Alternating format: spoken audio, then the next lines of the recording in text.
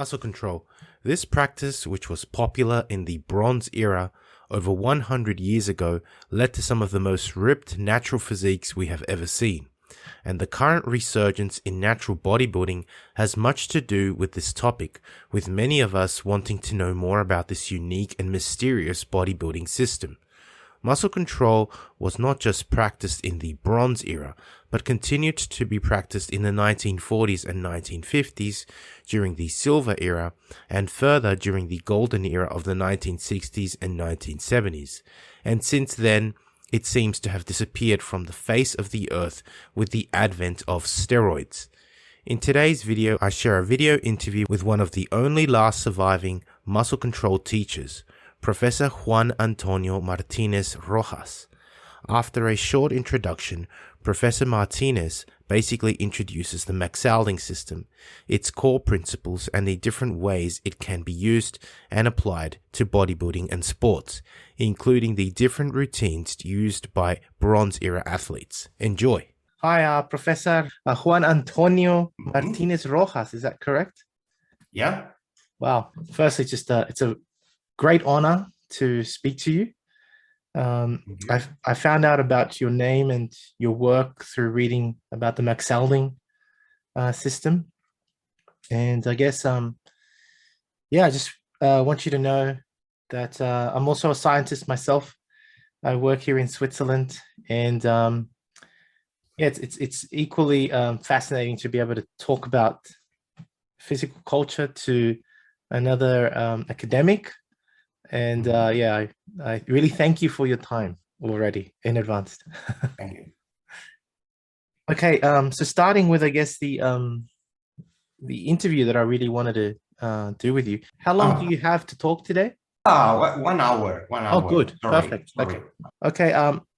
First of all, can you explain to the audience who you are and what it is you do? Yeah, I'm a professor in a university near Madrid in Spain.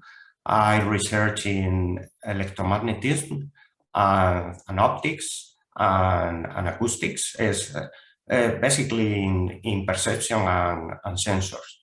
So I have always been interested in aspects of technology that are related with mental aspects and perception and things like that. I have always have a very kind interest in the crossover between technology and psychology. And in fact, I'm a psychologist myself. I'm also a psychologist. Great. Thanks for sharing that. What initially got you then into physical culture and the theory of physical culture, bodybuilding, etc.? Yeah, I was more interested in the mental and health part of Maxalding than the bodybuilding aspect of it indeed.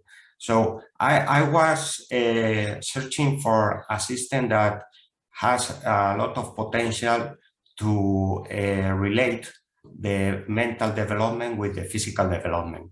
And I thought that Maxalding was a very good compromise between these two aspects of development. So I think that Maxalding was the beginning of other very powerful health system that combine the mental and the bodybuilding aspect, like, for example, progressive muscle relaxation of Jacobson is very, very related with Max. Okay. But I think that perhaps Jacobson obtained the idea from Max. Okay. So you said that it's, I guess, some of your own academic background that got you interested in the Maxalding system.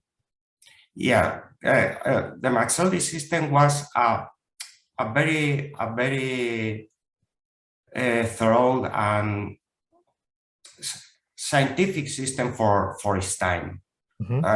We have to keep in mind that Maxalding began at the first years of the 20th century, and the scientific advances in such a time was not the same as also. There are some kind of bold statements about muscle development and the health or of curative properties of the system that today are strange to our ears. But the core of the system was fairly sound, and I think that it have passed the test of time. Yes. Out of curiosity, do you teach the Maxalding system or still practice it? Yeah, I practice Maxalding regularly. But in fact, the development of the muscle control that I published in my book is more comprehensive than the original system, and only the muscle control part. I don't use the calisthenics part of the system. And the latest development is to combine strictly mental training with physical training. I train muscle control directly in a mental form, like a lot of modern athletes do with their sports. Okay. How did you learn about Maxalding? What was it that like that brought the idea in your mind? Like, were you researching bodybuilding in general, physical culture in general, and then you stumbled into Maxalding, or is that something someone had told you? Like, how did you find out about it? No, I found it in the web. A very good web made by two British enthusiasts of bodybuilding or of golden era of bodybuilding, and they scanned a lot of books and relevant documents about Maxalding. I was searching the web for systems about earth bodybuilding and physical culture system that have a modern potential for mental compromise between the mental aspect and the physical aspect. And I found Maxalding very, very interesting. Yes. So you weren't formally taught Maxalding, you learned it through books then? Is that what you're saying? Yeah. I studied the theoretical aspect. I eliminated the strange parts and the bold statements about the system. I analyzed the core of the scientific part of the system, and I developed it myself as much as I could. Okay. For many people that have been only just discovering Maxalding, because I've recently done a couple of videos on it, and it hasn't been talked much about on the internet for a long time. I saw that the maxalding.co.uk website kind of shut down in 2005. Yeah. And there's now just one page that kind of has a little bit of information on it, rescued really a lot of the information from there. So it's kind of been quiet for the last 20 years or so. Can you explain what Maxalding is to the audience? Yeah, in fact, Maxalding is a very simple system. The key of Maxalding is to be able to control the tension and relaxation of as many muscles in the body as possible. In fact, a lot of isolation movements in the original books are not strictly possible because you have to activate the opposite muscles. Yes. But the key of the system is to be able to relax the muscles using your volitive potential, your volitive acts. And this is the most important part. It's not the tensing or the ability to create a lot of tension on the muscles. Is the ability to relax the muscle that you are not using in a concretization, the very core of the system. Yes, exactly. Hence the name muscle control. Yeah. Regarding the training of Maxalding, you wrote specifically in your book, I think it was even page 25, the kind of training that Maxalding or Maxaldists would be performing. And I remember that, if I'm not mistaken, you had day one, they were doing muscle control along with, I've got it written here somewhere. Hang on a minute. Basically that the bodybuilding schedule, the Maxalding schedule, was split over 3 days, if I'm not mistaken, and with each day there was a focus on, I can't find it, on something else. Can you explain, for example, the typical, I guess, routine or exercise routine that a Maxalding student would be performing during the week? Well, in fact, the Maxalding system is very flexible, and you can adapt it to almost any kind of training. But you have to keep in mind that Maxalding or muscle control in general is a general conditioning system.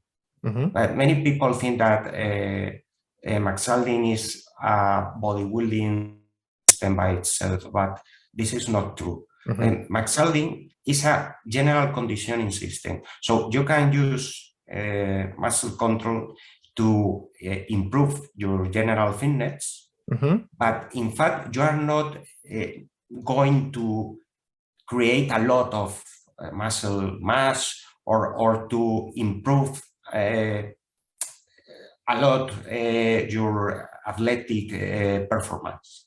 Okay. But if you perform Maxalding regularly, you are going to be able to keep your fitness much more time with a more powerful basis, and you will be able to recover from the physical exertion much more quickly. It's a kind of physical rehabilitation, mental and physical rehabilitation, and a way to create a fitness basis more than a specific training system. You can be fairly fit or muscular using only Maxalding, but this is not the principal goal or principal aim of the system. Yeah, I understand. It's hard to, I guess, put in words what you're trying to say, but I also equally tried to, I guess, make sure that people understood in my videos that that there's a misconception, I guess is a good way of putting it, that some people may believe that they could get huge and enormous when that is not necessarily the case.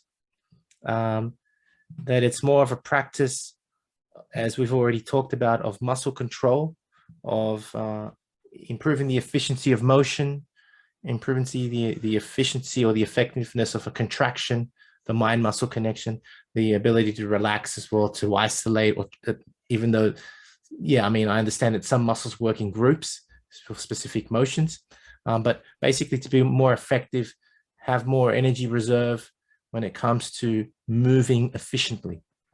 Yeah, you're right. Yeah. I guess my other question was more in regards to, again, I come back to the routine.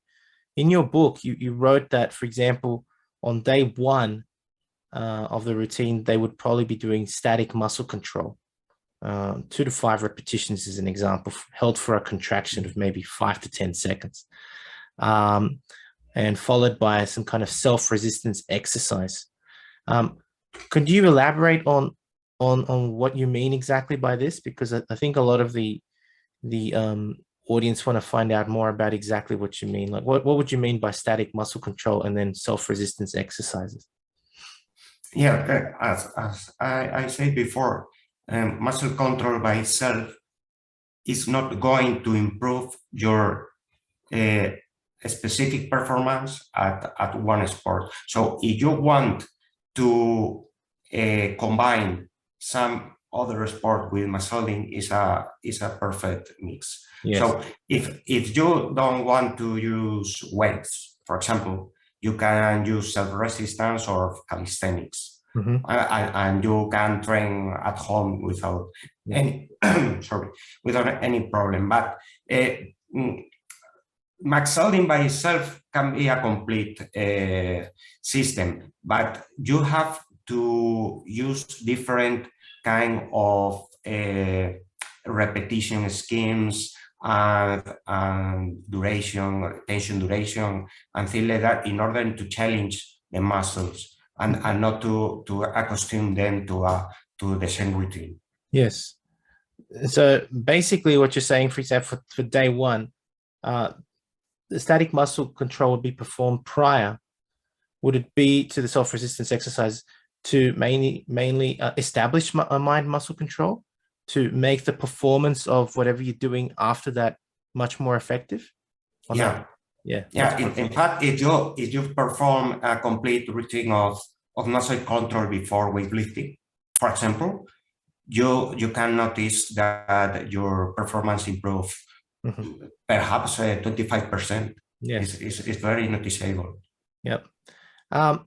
By self-resistance, though, that would simply be something like dynamic tension, as advocated by Charles Atlas. Is that basically it? Yeah. Okay. I think of isometric exercises in general when using self-resistance. So you use one part of the body against the other. Yeah. That is isometric. Yeah, isometrics. Day 2, you had ballistic muscle control exercises for 10 to 20 repetitions. Would this be similar then?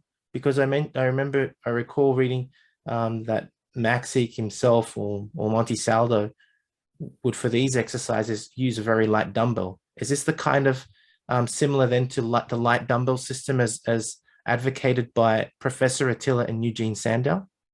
Okay, perfect. Yeah, but I use ballistic muscle control in a little different way.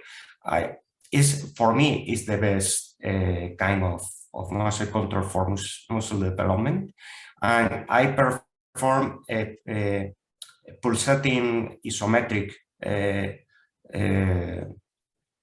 exercises. For example, you can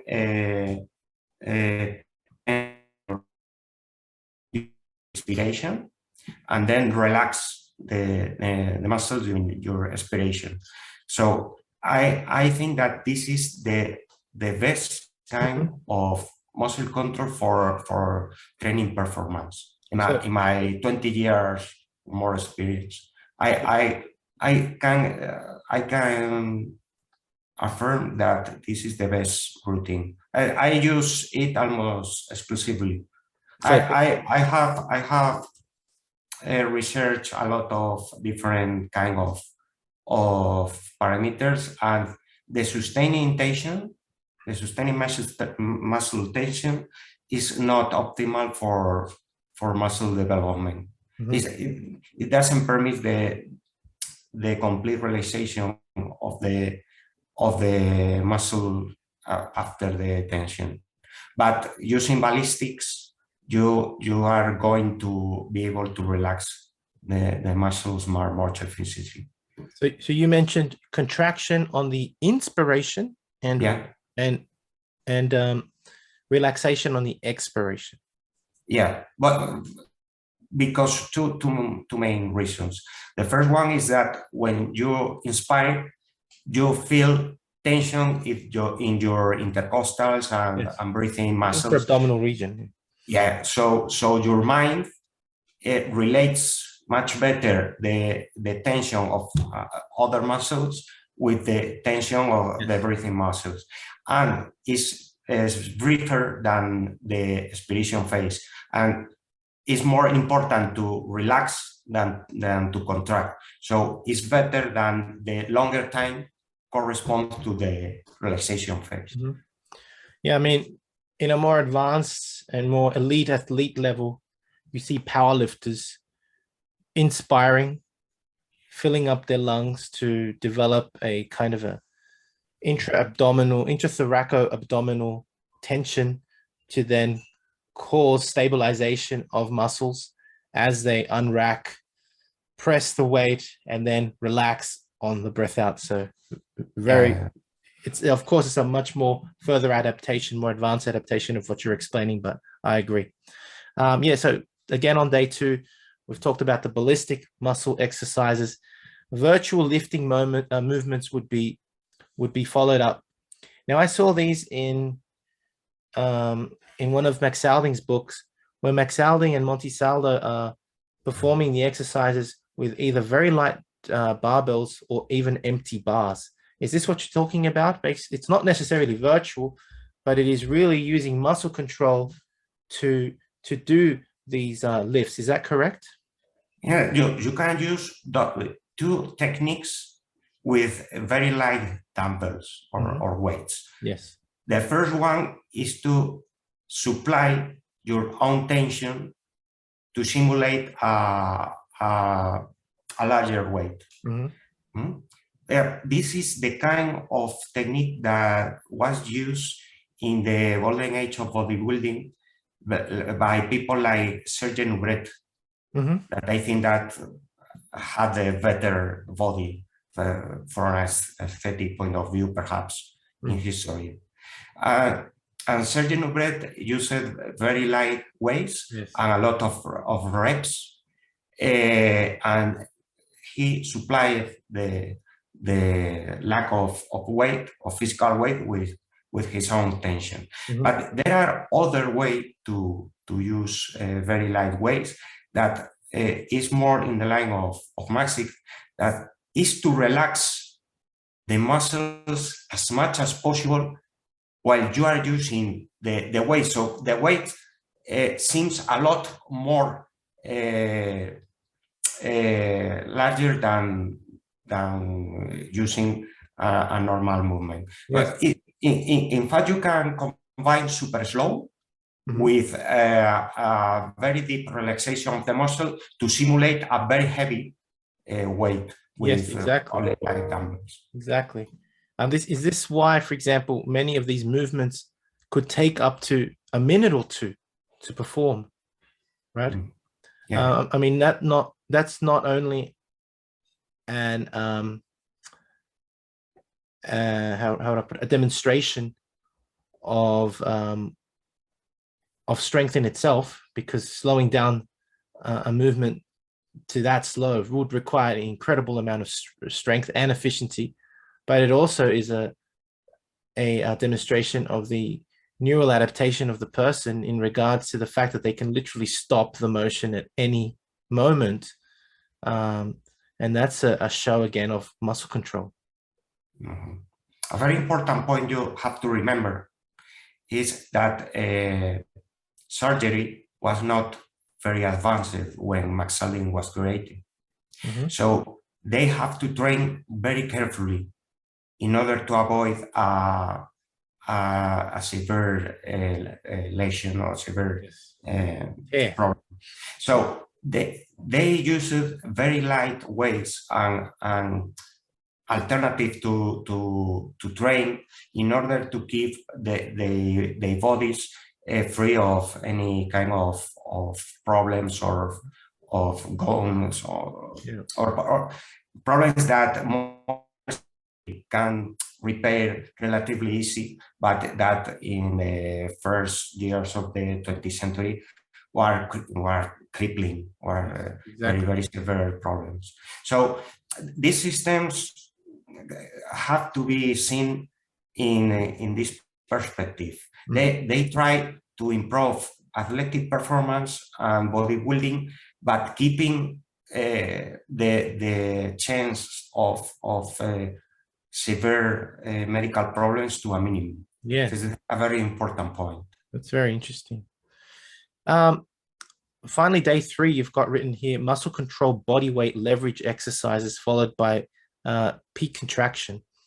With the muscle control body weight leverage exercises, here's another example of what we were talking about. It would be essentially, it's very similar to virtual lifting movements, except now applied to something like a push-up or a squat. Is that correct? And again, performed really slowly? Yeah. It's the same idea.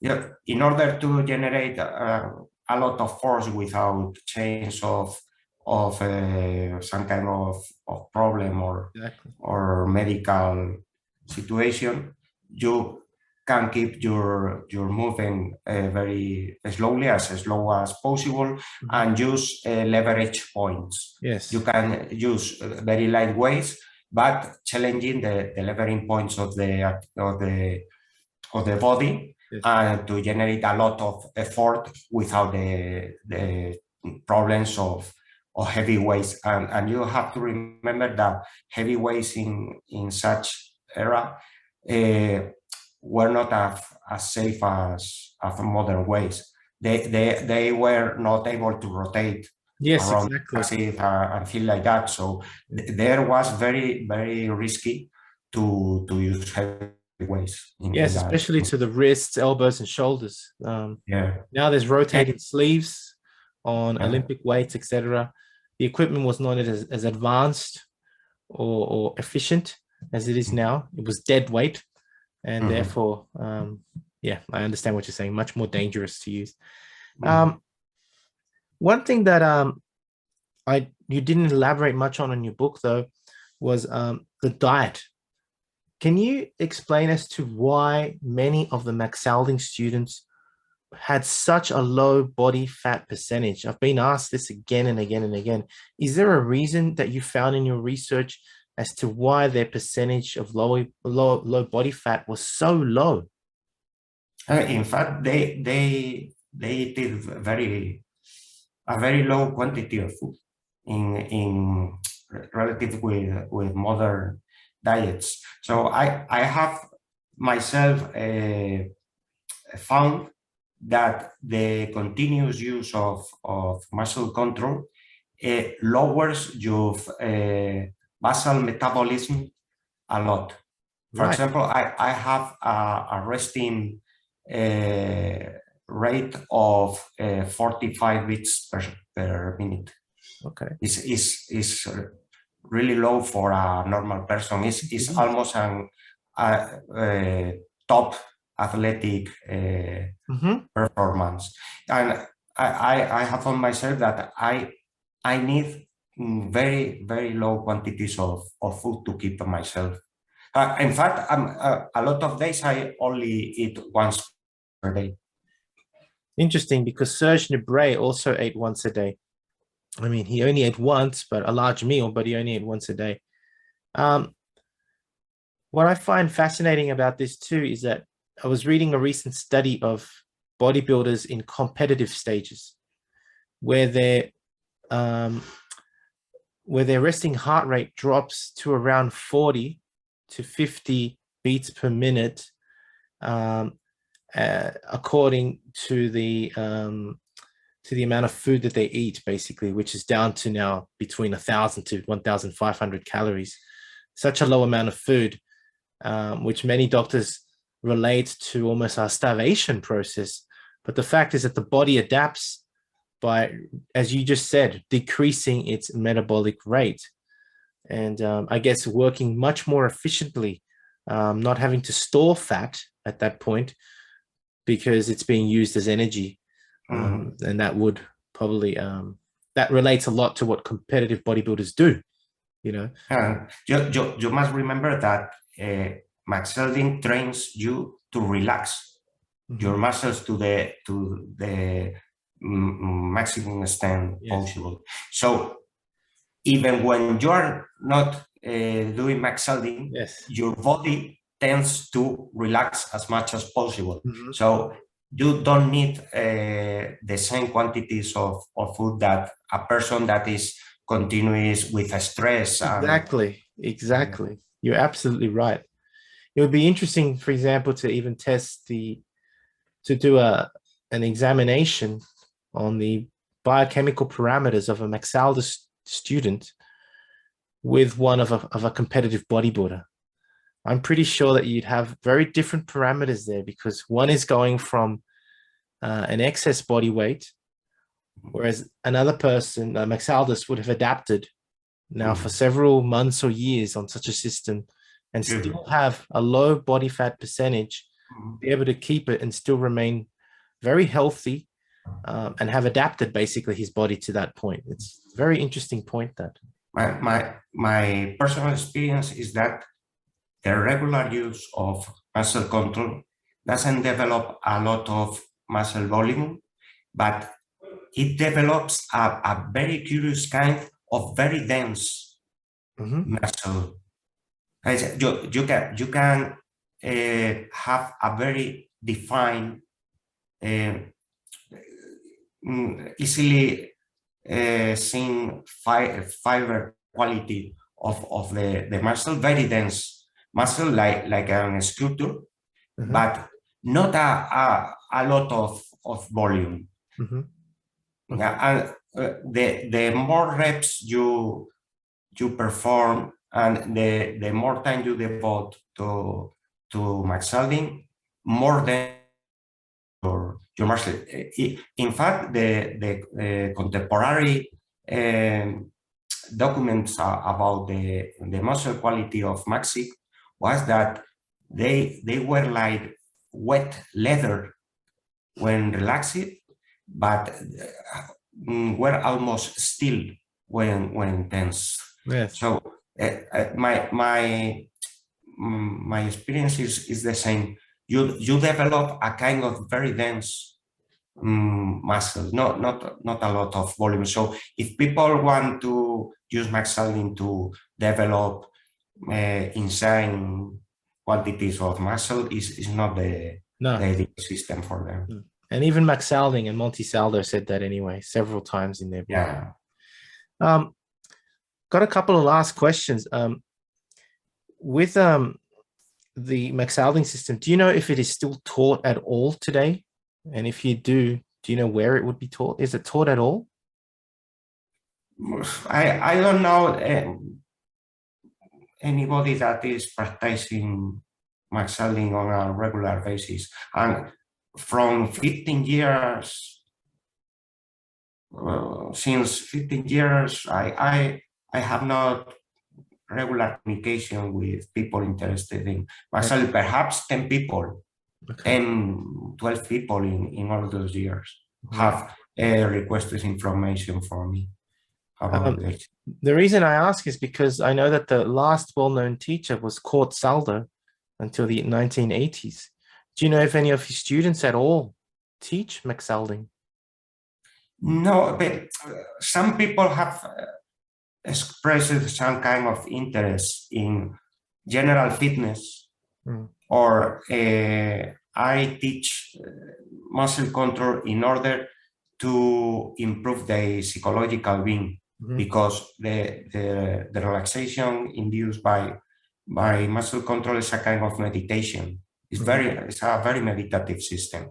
So in fact, you are using something similar to progressive muscle relaxation of Jacobson, but with the advantages of muscle development of the Maxalding system.